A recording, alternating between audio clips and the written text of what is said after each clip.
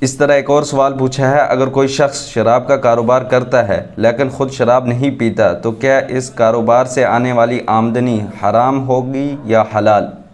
دیکھو، اس میں یاد رکھیں کہ شراب حرام ہے، یہ تو سب کو معلوم ہے۔ انما الخمر والمیسر والانصاب والازلام رجس من عمل الشیطان فاجتنبوہ لعلکم تفلحون۔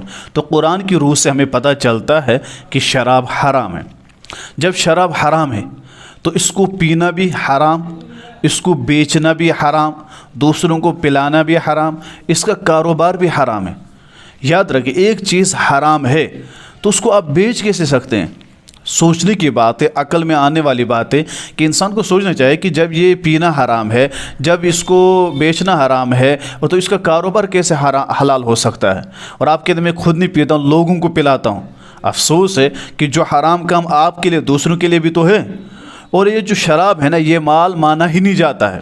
یاد رکھیں، اس کے پیسے آپ جس سے لیں گے وہ آپ حرام کے پیسے لیں گے، کیونکہ شراب ہمارے نزدیک مال ہے ہی نہیں۔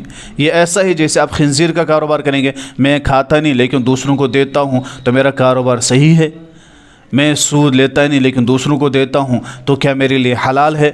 میں یہ حرام کام کرتا نہیں لیکن دوسروں کو کراتا ہوں، میں زنا نہیں کرتا لیکن دوسروں کو لڑکیاں سپلائی کرتا ہوں، اسے کرا تو میرے لیے جائز ہے۔ عجیب معاملہ ہے، ہمارے عقل میں آنے والی بات ہے کہ ہمیں سوچنا چاہیے کہ جو چیز حرام ہے تو اس کا کاروبار تو حلال ہو ہی نہیں سکتا، اس کا کاروبار بھی حرام ہے۔